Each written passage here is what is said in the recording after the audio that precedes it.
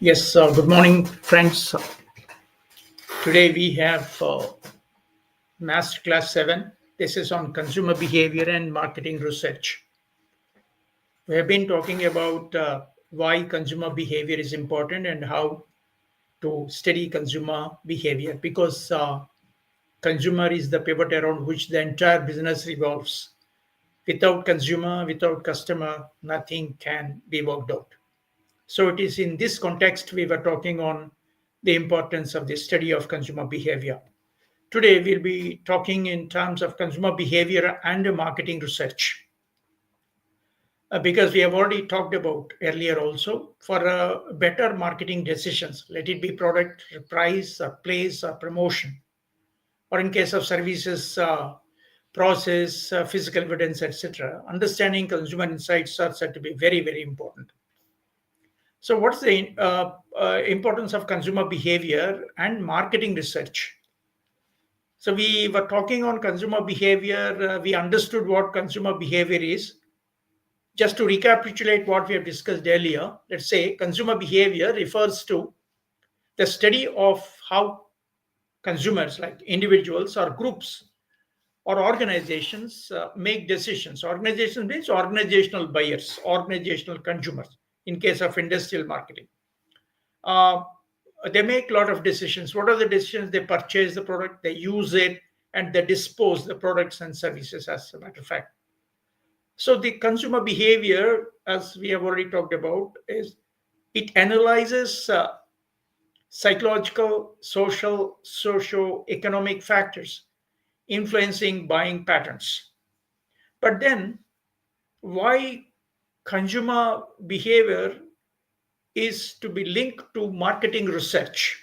We should just examine. Before that, let's answer this question. Why do consumers prefer Apple iPhone over Samsung? So it is just as common as anything else. Users often value brand loyalty, right? Because Apple is known for its brand and it is having user friendly interfaces and the premium aesthetics. Once you look at Apple's iPhone, it looks very aesthetic. While Samsung users might focus on some innovation, affordability, especially in terms of price and all that. And of course, there are a lot of diverse options where you find in Samsung mobile phones as such. So, studying these preferences helps companies to refine their marketing strategies. Coming to marketing research here, what is that you want to do in marketing research? Market research is the systematic process of collecting, analyzing, and interpreting data about a target market. Because what happens is you're operating in a dynamic market scenario. We need to understand your customers, your competitors, and socio political, legal environment. Lots and lots of things we need to study. So, this kind of systematic process of collecting, analyzing, and interpreting data in a target market helps businesses understand consumer needs, market trends, and competitive landscapes. See, we need to understand competitors also. Who are the competitors? What are their products? How do they brand and how do they make their presence felt in the market? All these things must be understood. So you have to know your competitors. You have to know your consumers' needs. You have to examine the market trends again. Which products are on the upswing and which products, class of products are on the downswing in the market. So if you can collect all this information, you can make an informed decision, mind it. All marketing decisions must be informed decisions. How can you make an informed decision? If you can analyze the market, analyze the consumer, analyze the competitors, you can make informed decisions because that data is available. All decisions are data driven. We have already talked about it. Let's take an example. Coca-Cola, as a soft drink manufacturing company, is a good brand, conducting surveys before launching a new soft drink. For example, if they want to launch a new soft drink, say for example with some new flavor or color or whatever. Before launching a new beverage, Coca-Cola conducts consumer based tests or online consumer taste tests. They go for a sample survey, and they give a sample drink and ask the consumers to taste it and give their own opinion. And they conduct online surveys and certain focus groups are opinion leaders. It's not possible to conduct a big survey in the entire market as such. Pick up few people who are said to be focus groups and ask their own opinion. All these things to understand flavor preferences, pricing expectations, and target demographics, meaning what type of people are likely to enjoy these soft drinks, like youth or middle aged, or who and what type of target demographics we need to cater. Who are the people? So this data driven approach helps in creating a product that definitely links with the audience you're serving. Let's examine now, in understanding consumer behavior, what is the role of marketing research? This marketing research, or market research as you call it, plays a very crucial role in helping businesses understand what consumers want, how they think about the product or about the competitor's product, and why they make purchasing decisions and all that. If you just go to the market and study it, it's possible. It's not simply studying consumer. You need to study the market trends, competitors, products, etc., etc. So this kind of analysis is called market research. It provides valuable insights and enable companies to develop products and services that should align means meet with consumer preferences. And that's very, very important today. Now, let's examine key roles of marketing research in understanding consumer behavior. First point is the gap between consumer needs and business offerings must be bridged, because customer asks something and you supply something else, or competitors supplying something else, and consumer needs are not getting satisfied with that kind of a product group as such. So you need to answer it. So market research only helps businesses to identify customer pain points. So why the customers are not in a position to use that particular product satisfactorily? What more consumer wants with regard to that product range? For example, it can be a toothpaste, or it can be something like a toilet soap cake, or it can be a smartphone, or it can be a car, or whatever. Even consumer durables like refrigerators, televisions. So when you develop certain types of products, refine the products, reposition the products, you can solve all the problems. So market research helps here. For example, a clothing brand surveys consumers and discovers a demand for eco-friendly fabrics. We were earlier also discussing eco-friendly fabrics. People are interested in eco-friendly fabrics because the fabric, when it is used and when it is being disposed of, also should not create any harm to environment. So leading to this kind of an attitude, of this attitude leading to the launch of a sustainable fashion line products. So this is possible only once you examine the market trend through analysis and research. Second important role of market research is identifies trends and buying patterns. Go and ask the consumers in the market.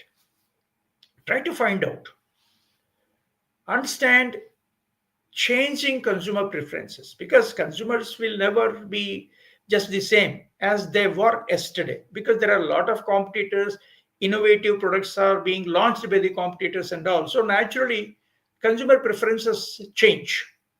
So you need to understand changing consumer preferences. So the marketing research helps companies to stay ahead of the competition, meaning even before competitor understands the market, you can as well analyze and enter. You can be the first when the competitor can be second. If your product is second when compared to that of competitor's first product, you are lost in the market. So how do you know it? You need to understand through market research. So for example, companies track the rising demand for plant-based foods and introduce vegan product lines. In case of food, people are preferring vegetarian stuff today. So there are marketers when they prefer introducing vegan product lines. The third important role of marketing research is you can tailor your marketing strategies according to the preferences of the consumers in the market. That means research enables businesses to target the right audience with the personalized marketing campaigns, because you can identify the right product, right market, a right consumer, and you can have a right strategy to meet the right consumer at the right place. So if you want to talk in terms of a right product, first of all, target the right audience and suggest a campaign or design a marketing campaign to reach that target audience. We're not interested in all the consumers and all the customer class as such. You can focus your marketing strategy with reference to the right audience you think that they can buy your product. So research enables businesses to target their strategies. For example, a smartphone brand discovers that young professionals prefer longer battery life and highlights this feature in its advertisements, because all professionals want on a long duration use of their smartphones, because they have to be connected, they have to go for online meetings and all that. So the longer battery life they want. So capturing that kind of an attitude of the consumers and the need for the consumers, the marketer can advertise on this. We have a smartphone with a longer battery life, so that can be possible. So it helps businesses to tailor marketing strategies appropriately. Let's take an example how these things happen. Amazon's data driven recommendations, I was talking to you earlier also. Amazon uses customer reviews and their what do you call AI enabled technology also examines the browsing behavior of the customers and purchasing history to provide personalized product recommendations. Everything can be collected. Please note, everything can get collected by Amazon. So if the customer, say for example, frequently buys fitness products, for example, X customer is there.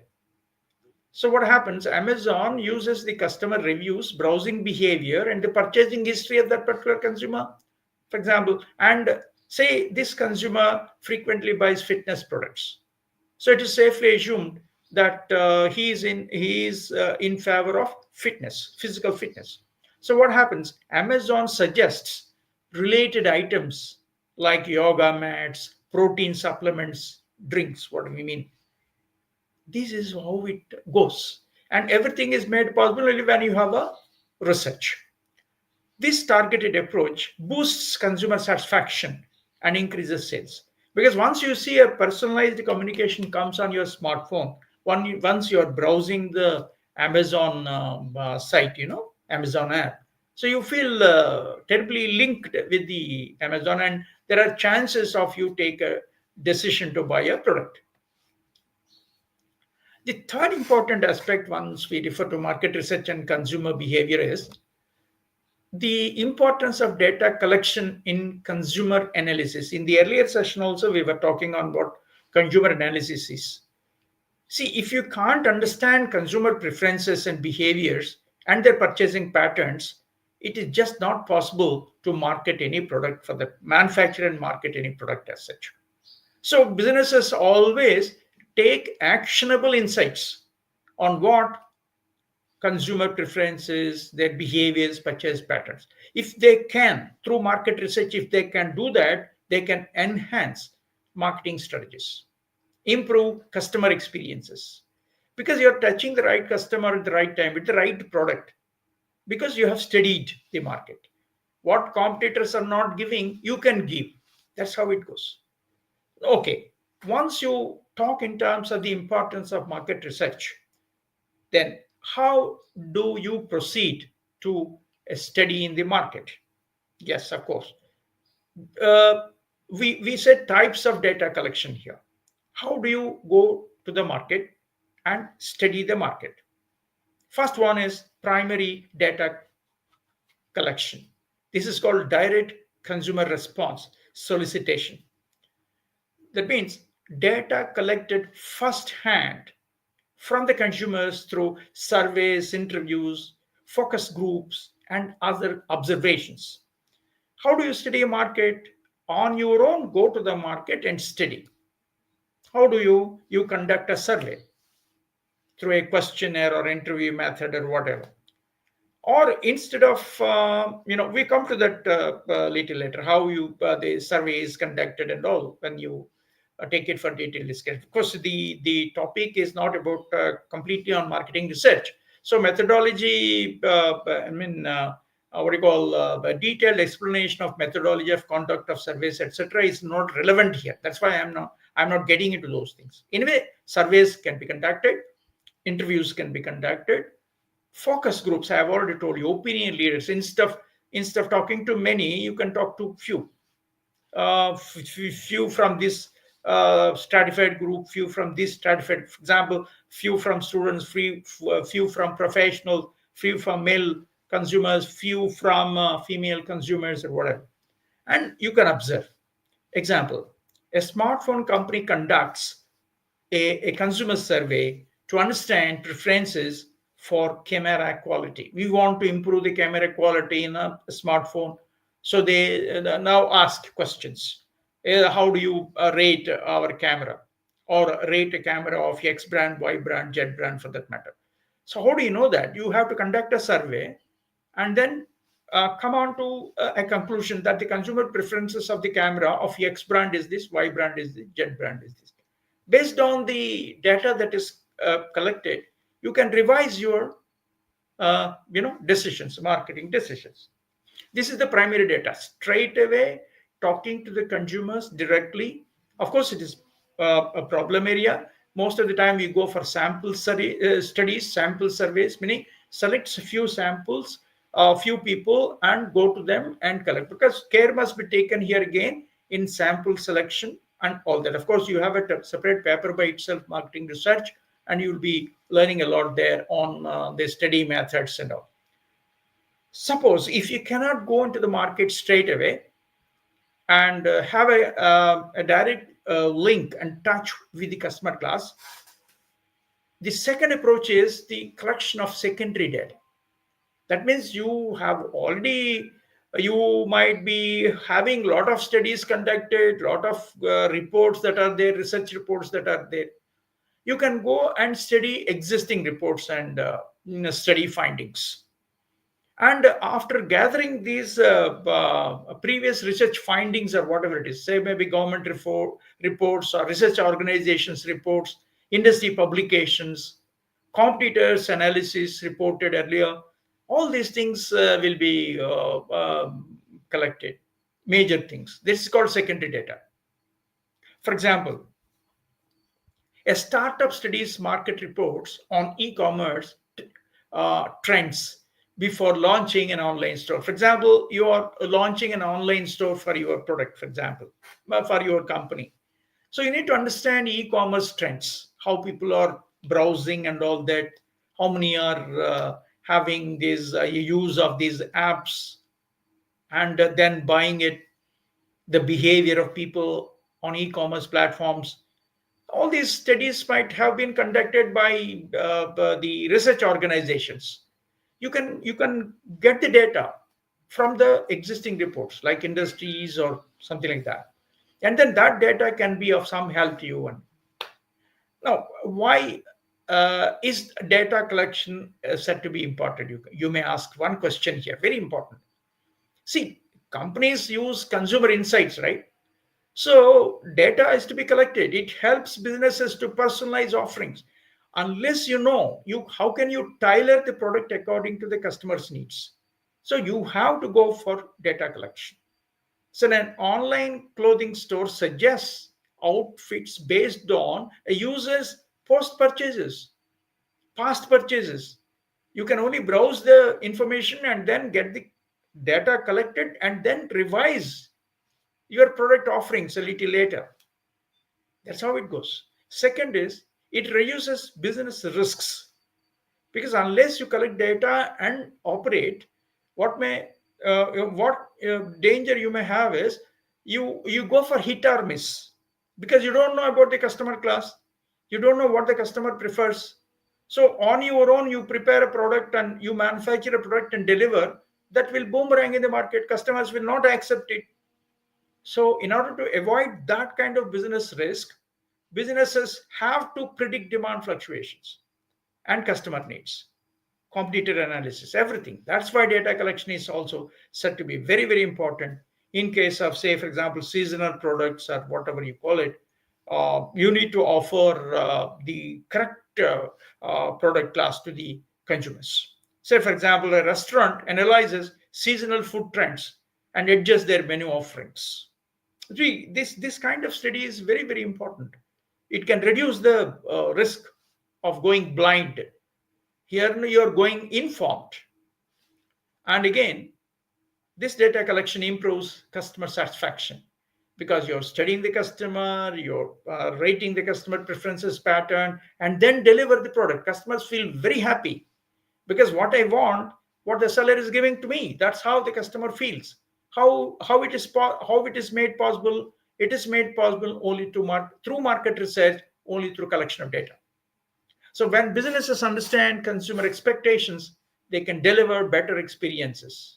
That's why, say for example, a bank tracks feedback on mobile banking features to improve its app usability. For example, a bank wants to introduce a mobile banking feature and introducing an app, and they'll be studying how the people will be accepting, and what are their difficulties, what are the plus and minus of the use of the app, the user ability of this particular app and all. That's interesting. So based on the data, the bank will alter and modify their app, features of the app, I mean to say. Say for example, let's take another case example.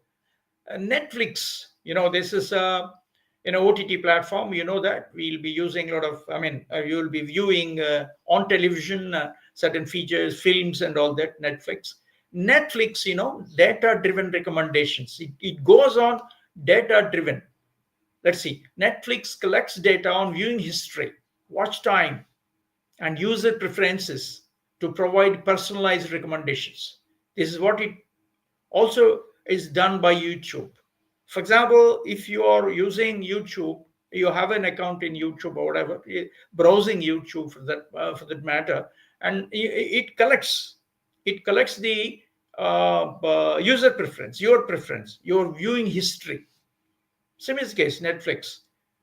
So if a user frequently watches crime thrillers, for example, films, thrillers, you find Netflix suggests similar shows. And because that's it's indeed a good thing for the customer, because he or she prefers a crime thriller. So Netflix is suggesting similar shows. So you keep on subscribing to Netflix because you like crime thrillers, and Netflix suggests that films, and you're regularly viewing that. So this enhances user engagement and retention. I want my user continuously with me. So this kind of an approach, all this is possible only with data. Data need be collected. So this enhances your user engagements and retention and all that. That's how it goes. Now there are few things that we need to examine carefully. I think you are on either on YouTube or screen. You can find out. I don't know whether you can be whether this data is visible or not. Anyway, try to look at it carefully. Follow me carefully again in my speech. The qualitative versus quantitative research in consumer studies, market research, you just say, is that qualitative research or quantitative research? What is these? What are these concepts? Let me examine. Say the qualitative research or quantitative research, both are meant for studying the market, okay, but they serve different purposes in understanding consumer behavior. Let us examine. First is a qualitative research. The purpose of qualitative research is to understand emotions and what you call motivations behind consumer choices. When the consumer buys X product or Y product or Z product, we need to understand emotions. That's the purpose here. What are the methods that you're going to use in qualitative research? Is interviews, focus groups, observations. You go and observe in the market, you collect some opinion leaders, some few people representative, you collect, this is called focus groups, or you can go for interviewing few people. These are the methods of qualitative research. And what is the data that you're going to get here in qualitative research? Highly descriptive, and it is not numerical, because you're interviewing people, right? You're interviewing people, you're interviewing focus groups, or you're trying to observe the consumer behavior at the retail outlet, whatever. And everything is descriptive, non-quantifiable. In case of quantitative information, we say because we questionnaires and all that, we use data research methodologies to quantify it. And you are the students of quantitative methods, and you don't have to tell you much about it. So the data type in case of qualitative research is highly descriptive, non-numerical. It's only words, opinions, and behaviors examined, behaviors observed. And for example, you can say studying why consumers prefer an organic food. It can be a study. For example, you just go and ask, right? And you can conduct an interview, you can collect some opinions from few groups, focus groups, or just observe. This is what we call qualitative research, is non-quantifiable. In case of quantitative research, let's see, the purpose of quantitative research is measuring trends. Mind it, you are going to measure it in numerical terms. In our quantitative method, measuring the trends and patterns in consumer behavior. For example, you're going to examine smartphone users age wise. You start from using, say, for example, 15 years to 20 years, 20 years to 21 years to 25 years, like that. You go for classification of age groups and conduct a survey and find out. And this kind of research is quantitative research. You're quantifying the data. For example, 15 to 20 age group people are, say, 25% of mobile users are from 15 to 20 age group, like that. This is quantifying it. So this is called measuring trends and patterns in consumer behavior, right? Let's examine the methods that you're going to use in quantitative research. In quantitative methods, because you're measuring it right now, so when you're measuring it, you must have a very specific tool or a method through which you are going to collect data. So that's why it is called survey, analytics, experiments, etc. Because any you are going to use it, you are going to study the market as such. You have to conduct a survey. So when you are conducting a survey, you have to prepare a questionnaire. What type of questions you are supposed to ask? Am I clear what I'm saying? In analytics, you have to have clear data, how you are going to relate one variable with another variable. All these things must be quantitatively driven. This is called methods that you use. The data type, we have already said. In case of qualitative research, everything is descriptive. But in the case of quantitative research, it is measurable. It is numerical. It is statistical. That's why we call We use mean, median, modes, and standard deviations, correlation coefficients, and all that, because everything is numerical. Percentages, averages, trends we examine, right? Trend line, we fix the trend line and say how the trends are observable when you plot it on a graph sheet. And this example, we can say tracking how many people buy organic food. Here in quantitative research, why consumers buy, description. But here, how many are for organic foodstuffs? This is where you go for quantitative research. This is called measurable. So the option is ours based on our resources and the time we have here and all that. Whether you can opt for qualitative research or a quantitative research. So let's take some real life examples to examine qualitative versus quantitative research. Example: a fashion brand conducts focus groups with young women to understand why they prefer a sustainable clothing. Sustainable means environment friendly clothing. How are they? How they are supposed to do here? They conduct focus groups. So participants highlight here ethical sourcing, environmental concerns, and premium quality as the key reasons. For example, participants now say, no, the ethical sourcing, you must collect whatever raw material must be from ethical source. No synthetics, nothing plastics, no. Environmental concerns, people are interested in conserving environment and they are interested in premium quality. These are the reasons that they mentioned. That means focus group mentioned to a researcher from the company side. So that's how what it means. The brand focuses now on transparent marketing and eco-friendly production because what they said, in focus groups, on interviewing focus groups, what the highlights, what are the highlights? The insights are participants are interested in ethical sourcing, environmental concerns, and premium quality. So, having understood from that observation of the focus group survey, the impact here is now the company's brand focuses on transparent marketing. They are very clearly saying, so this is how we are getting raw material from ethical source, and this is the manufacturing process. We are not at all creating any harm for the environment. So this is what we call transparent marketing.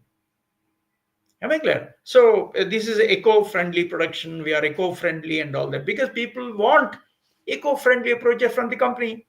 So this is what it means. So to conduct this, to have the clear idea here, and you have to go for this kind of focus group surveys. And you can't ask many, but you can find some focus groups and then ask.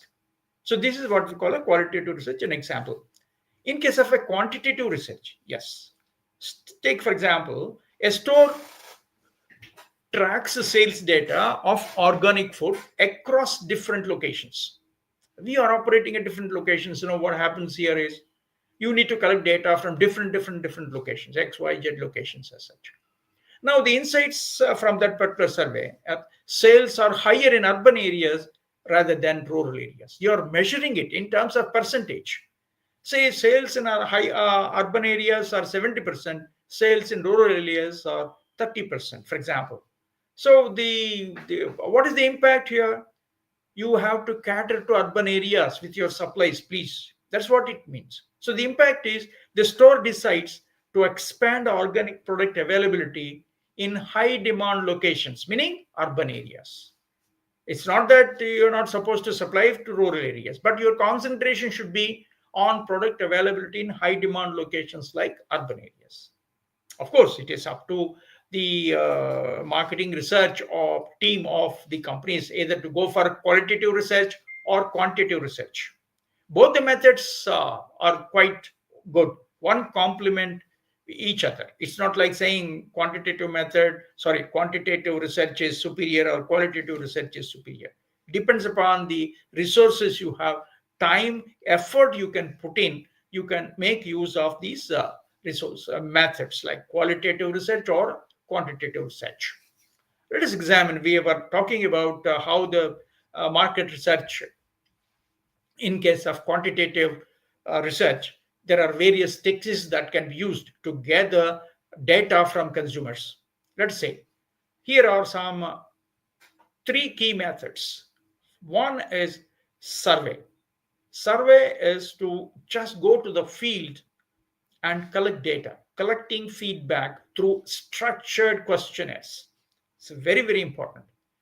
You can't go for an unstructured questionnaire because you're conducting a survey. So what may happen? Of course, on mobiles also we can have an electronic thing, Google Forms. So you receive a Google form, and manufacturer asks you to fill it up, because today we are in electronic e-commerce platforms and all. We have a lot of smartphones and using these things. So, or else you can go for a printed questionnaire, go to the sample customer, ask him or her to, fill the data that is there. Because it is a survey, mind it. You are going to a large group of people, large group, not one, two, three. Large group, as many as possible. Of course, 100% is not possible. That's why you talk in terms of sample, census versus sample. For example, you have 1 lakh of customers for your product. Examine. Of course, it's a hypothetical number. And is it possible to reach all 1 lakh customers and ask questions with your questionnaire? Absolutely not possible. So you go for a sample data. Again, in 1,000, for example, sorry, in 1 lakh, say for example, 50,000 are male and 50,000 are females. And 50,000, or sorry, of 50,000, you may have, say, 30,000 are educated and another 20,000 are not so that educated, like that, for example.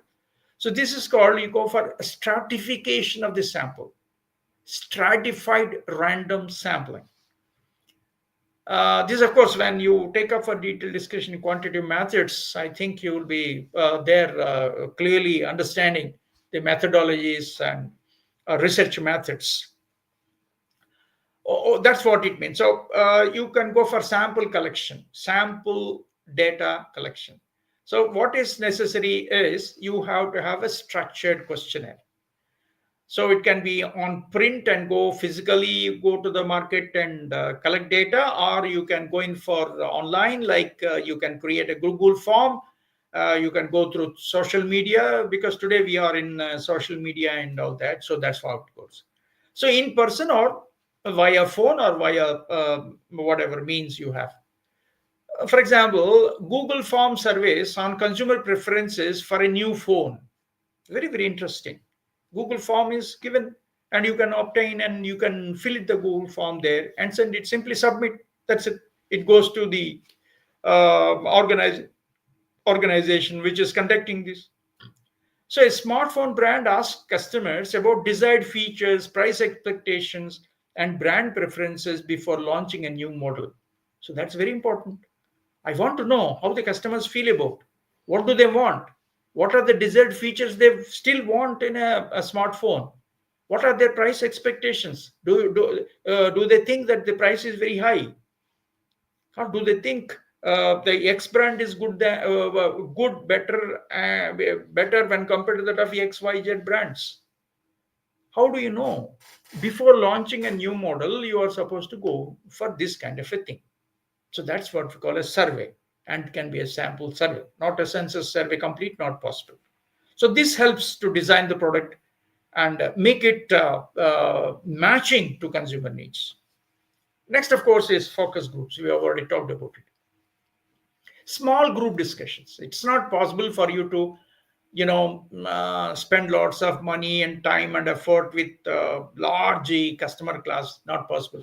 So you select a small group of people. They are called opinion leaders, what we may call it. Say a moderated discussion where a small group of 5, 6, 7, 12 people share opinions on a product or an advertisement or on a service or whatever it is. So this provides a detailed insights into the consumer's emotions, perceptions, and preferences. But carefully, you have to choose these small group of 6 to 12 people. Very, very important. Again, here stratification is important. So some from students, some from professionals, some from men, some from women. For example, focus group, 6 to 12 people. Examine. For example, a car company gathers 10 people to discuss new safety features. This is a focus group, small group. Participants provide feedback on the ease of use, concerns, and improvements. All the 10 customers, valued customers, are brought in, and you will interview them. Ask on safety features. What more you want? Is it okay? Or what are the advantages you have on this? Or what are the suggestions you want to have? Any revisions on safety improvements? The company refines the design and marketing message based on consumers' input. The consumers will give their own opinions. Based on that, they go on changing their safety designs of the cars or whatever. Or marketing messages, advertisements can also be, you know, differently be launched. Then about observational studies. What is this observational study? See, this is watching the consumer behavior in real life settings. You know what is meant by this? Research observers will be there on our retail outlets. They secretly observe how the consumers will be behaving in the marketplace. These are from the expert observers from the company site. So this is business observer, what we call it. They look at how do they behave, meaning how the customers will converse with the salespeople, what type of products they are interested in, how the entire process of their searching and collecting, or sorry, buying the product is happening. This is completely observational study. Useful for it's This method is useful for analyzing shopping habits, because the observer is physically observing what's happening, and the product interactions for that matter, which product is chosen, which product is not chosen, and all. And all the whether the store has a relevant product is there or not. When the customer asking, I want to have X brand, and the store is not having that X brand, meaning that your store traffic patterns are not that good enough. And they also examine footprints. Footprints means store traffic patterns, how many number of customers are walking into the stores per day. That's very interesting. All these things must be observed. Example, a coffee shop observes peak hours for customer visits. When, which hours, and which customers walk in to have a cup of coffee. So the shop tracks when foot traffic is the highest. Foot traffic means how many number of people walking into that coffee shop. This is also called footprints. In the case of consumer durable companies, or even in case of supermarkets or malls, whatever, they also examine footprints. How many number of customers have walked in from 10 o'clock till 10 o'clock in the night by the time the store gets closed, how it goes. So the foot traffic can be examined. Everything can be made known, observable here. So this helps in reducing wait times and improving customer satisfaction. For example, if coffee shops say observe here foot traffic. For example, there is a lot of traffic between around 10 o'clock in the morning to 11:30 morning, and again at 3:30 to 5:30 in the evenings. They observed that there are a lot of foot traffic there because people are walking into the restaurant, coffee shop to consume coffee 10:30 to 11:30 in the mornings. More number of people are entering, and even the 3:30 to 5:30 in the evening, people are entering into it. So in order to reduce wait times, you can have more waiters there planning, more waiters, because that improves customer satisfaction. Because you know pretty well that 3:30 to 5:30 at morning, 10:30 to 11:30, there's a lot of rush. So you're supposed to have more number of people to satisfy the customers. You're not supposed to provide the service at a very late time spans. No. So each technique provides valuable insights. Please note, it can be X or Y or Z. Like it can be an observational study, or it can be a focus group, or it can be a survey. All these things mean that they are giving you a lot of data. Now, today the trend is for artificial intelligence. We have already talked about it earlier, as I made a mention. Using now big data and AI in consumer research. Technology has transformed consumer research by enabling businesses to analyze large databases. Big data is nothing but large data. Big data refers to vast amounts of structured and unstructured consumer data. You can collect it right from maybe through surveys, questionnaires, or from websites, social media like your Facebook account or Twitter or Instagram viewership data, and the purchase history from the stores, and lot of things. And this data is analyzed, finding patterns in large data sets. This business, this kind of thing helps businesses identify trends, customer preferences, and buying behaviors.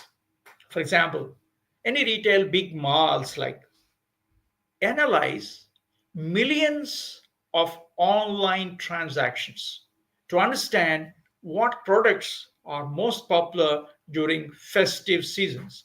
You want to know during festive seasons what type of products are being bought by the consumers.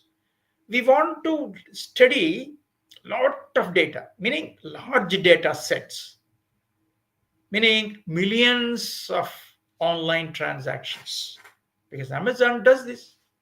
Actually, because online transactions, how many number of people are buying and how many type of products, what type of products during festive seasons. So that can help you to present the product available on the e-commerce platform when the customer wants it. That's it. So the in consumer research, artificial intelligence, AI, is increasingly used today. One, of course, is predictive analytics. I just close with this.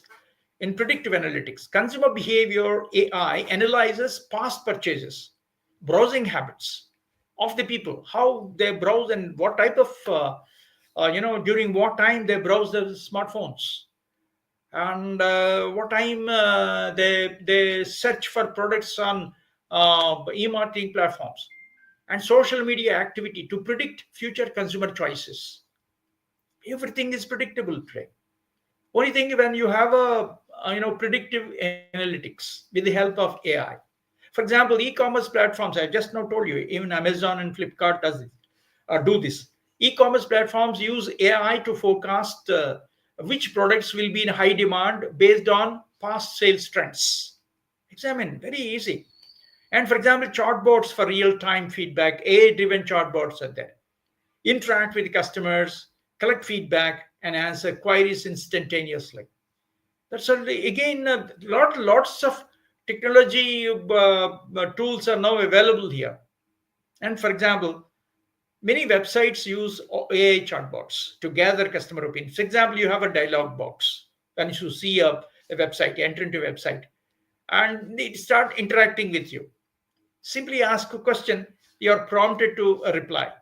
And that reply is a very important database for that particular website, and that, I mean, a website of that particular company. And because that's how customer opinions about services, and they can also suggest certain solutions in real time. That's how, because AI is aggressively used in consumer research today. And this is again personalization of recommendations. We have already talked about it just now, about Amazon and all. See, the consumer who browses, the e-commerce platform will be recommended about a product that he is thinking of. AI customizes recommendations for me, for you, for anybody for that matter. AI customizes recommendations based on this individual browsing history. They search the browsing history pattern and the past purchases you have on online platform like Amazon or Flipkart or whatever. And they also study engagement patterns. How long you go with this Amazon website or Amazon app. So that's how it goes. Say, for example, Spotify uses, I've already talking to you earlier also, this is a music app. Spotify uses AI to suggest songs based on users' listening history. See, once you open your Spotify and start listening to your music of your choice, that is tracked. That is tracked by AI, and your listening history is tracked. And Spotify suggests that this is the song base. So they ask you to pay for premium, and you can go in for uninterrupted listening of your preferred music. They start engaging with the listeners, increasing engagement. And all this is made possible with AI too. Same is the case with Amazon AI powered recommendation engine, suggests products based on past purchases you also bought earlier, or similar products are also bought. You find the list of products that are there in the app. You find it. So because that can promote, that it can prompt, that can motivate you to buy that product range. See the consumers how they are engaged and how they are made important people for the company to buy the products. So, by leveraging big data and AI today, businesses can better understand consumer behavior and enhance customer experiences mostly and increase profitability. So this is very interesting aspect when we talk about why market research is so important today. You're not Companies are not interested to play a blind game. They must have to completely know what happens in the market. Competitors are there, aggressively marketing their own products, and how consumers lifestyles etc undergo change and preference patterns undergo change. Unless otherwise you study a consumer through market research, it's just not possible for you to operate. So we stop here, and next,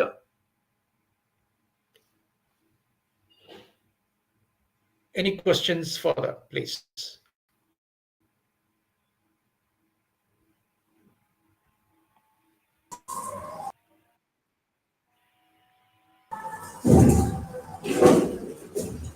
Yeah. Sir, coming to one music app, Spotify, as you mentioned here, Yeah. it's a good feature, eh? But Yes. when my mood changes,